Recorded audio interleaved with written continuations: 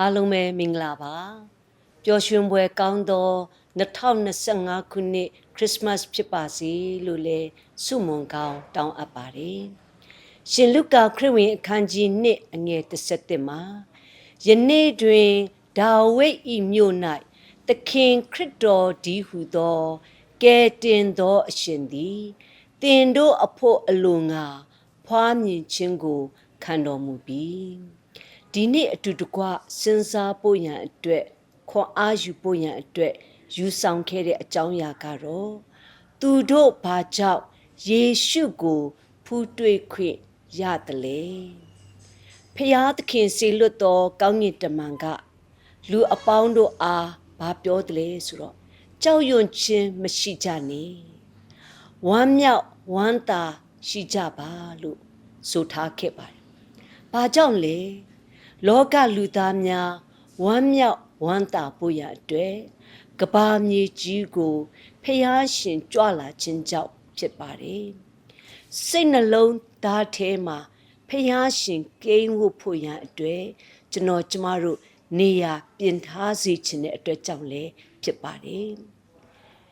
နောက်ပိုင်းကျမတို့ခရစ်စမတ်အချိန်ရောက်လာပြီဆိုတာနဲ့ဟိုတယ်ဒီမှာအလှတစားတွေပြင်ဆင်ကြတယ်ရက်ွက်တွေမှာအလှတစားတွေဆင်ကြတယ်အိမ်တွေမှာလမ်းတွေမှာအသင်းတော်တွေမှာအလှတစားတွေဆင်ကြပါတယ်ဒီနေ့ဖျားရှင်အလိုရှိတာကစိတ်နှလုံးတကားကိုဖွင့်ပြီးမှစိတ်နှလုံးကိုအလှတစားဆင်ဖို့ရန်အတွက်ဖျားရှင်အလိုရှိခြင်းဖြစ်ပါတယ်ယနေ့ကျမတို့လူသားများဝမ်းမမြောက်နိုင်သောအချိန်ရှိပါတယ်ယနေ့ကျမတို့လူသားများဝမ်းမမြောက်နိုင်သောနေ့ရက်တွေလည်းရှိပါတယ်ဝမ်းမမြောက်နိုင်သောအကြောင်းအရာကကျမတို့ရဲ့နှလုံးသားထဲမှာသခင်ယေရှုခရစ်တော်ဖခင်အတွက်နေရာမပြင်ဆင်ထားသေးတဲ့အတွက်ကြောင့်ဖြစ်နိုင်ပါတယ်တခြားသောအရာတွေနဲ့နှလုံးသားထဲမှာအစားထိုးလို့လည်းဖြစ်နိုင်ပါတယ်အခြားအရာလို့ဆိုတဲ့အခါမှာဂုံပကာသနကိုဥစားပေးခြင်းအတကိုကင်ဆွဲခြင်းအခက်အခဲကိုရင်ဆိုင်ရမှာကြောက်ခြင်းကိုကြိုးကိုသာရှာခြင်းပဲဖြစ်ပါတယ်ဒီအတွက်ကြောင့်နံပါတ်1အချက်အနေနဲ့မာရိရဲ့အကြောင်းကိုဆင်ခြင်ရအောင်လုကာအခန်းကြီး1အငယ်26ကနေဖတ်တဲ့အခါမှာမာရိအကြောင်းကိုတွေ့ရတယ်မာရိကိုမင်္ဂလာရှိသောသူလို့တမန်ကျမ်းစာထဲမှာဖော်ပြထားပါတယ်သူမဟာစင်ကြယ်တဲ့သူဖြစ်တယ်တန့်ရှင်းတဲ့သူဖြစ်တယ်ဖြူစင်သောသူဖြစ်တယ်အေးစေးတည်ငြိမ်သောသူဖြစ်တယ်နှိမ်ချသောသူဖြစ်တယ်နူးညံ့သိမ်မွေ့သောသူဖြစ်တယ်ဖျားနဲ့စကားပြောတဲ့သူဖြစ်တယ်ဖျားစကားကိုနားထောင်တဲ့သူဖြစ်တယ်ဣန္ဒြေစောင့်တဲ့သူဖြစ်ပါတယ်အဲ့ဒီအတွက်ကြောင့်ကောင်းကင်တမန်ဂါဘေလကမာရိထံလာပြီးမှစကားပြောပါတယ်ကျေးဇူးခံရသောမိန်းမသင်အားမင်္ဂလာရှိစေတည်းထာဝရဘုရားသည်သင်နှင့်အတူရှိတယ်သင်ဟာမိန်းမတကာတို့ထက်မြတ်စွာသောမင်္ဂလာရှိတယ်လို့ဆိုထားပါတယ်အဲ့ခါမှာမာရိကဒီနှုတ်ဆက်ခြင်းဟာဘယ်လိုနှုတ်ဆက်ခြင်းလဲလို့ပြန်ပြီးမှမေးတဲ့အခါမှာကောင်းကင်တမန်ကသင်ဟာတဲ့ပဋိသန္ဓေဆွဲယူမယ်သားယောက်ျားကိုဖွားမြင်မယ်အဲ့ဒီသားကိုအေမာနွေလဆိုတဲ့အမည်နဲ့မဲ့ရမယ်အေမာနွေလရဲ့အဓိပ္ပာယ်ကငါတို့နဲ့အတူရှိသောဖခင်လို့ဖော်ပြခဲ့ပါကောင်းကင်တမန်ပြောတဲ့စကားကမာရိအတွက်အလွန်အံ့ဩဖွယ်ကောင်းတဲ့စကားဖြစ်တယ်အလွန်ထိတ်လန့်ဖွယ်ကောင်းတဲ့စကားလည်းဖြစ်တယ်အလွန်တုန်လှုပ်ခြောက်ခြားစရာကောင်းတဲ့စကားလည်းဖြစ်ပါလေသို့တော်မာရိဖြေတဲ့အဖြေကကျမဟာထာဝရဘုရားရဲ့ကျွန်ဖြစ်တယ်ကိုတော်ရဲ့စကားအတိုင်းအကျွန်ုပ်နဲ့ဖြစ်ပါစေလို့သူဖြေခဲ့ပါတယ်ဒီအဖြေဟာလွယ်ကူစွာဖြေပေးနိုင်တဲ့အဖြေမဟုတ်ပါဘူးသို့တော်မာရိကဖယားကိုချစ် ကြောက်ရိုသေလေးစားကိုင်းဆိုင်သောစိတ်ရှိတဲ့အတွက်ကြောင့်ဒီအဖြေကိုဖြေနိုင်ခြင်းဖြစ်တယ်ဆိုတော့တွေ့ရပါတယ်ဖြူစင်တန့်ရှင်းသောအသက်တာကိုဖျားရှင်နှစ်သက်ပါတယ်ပြီးတဲ့အခါမှာကောင်းကြီးကလည်းပေးလိုက်သေးတယ်အဲ့ဒီအပြင်အသုံးပြုတာကိုလည်းတွေ့ရပါတယ်မာရိဟာ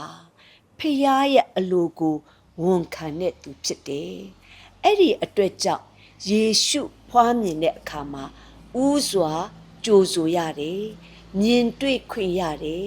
ပွေဖဲ့ရသော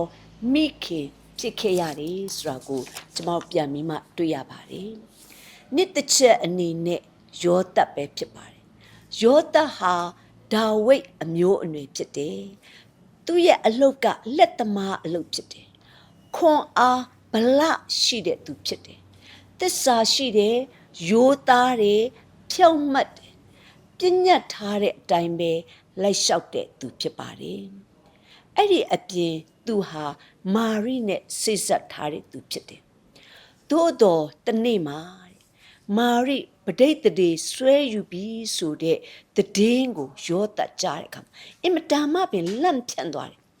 ဒါတော့သူနဲ့ဘာမှမပတ်သက်ဘူးဆိုတာယောသပ်သိတယ်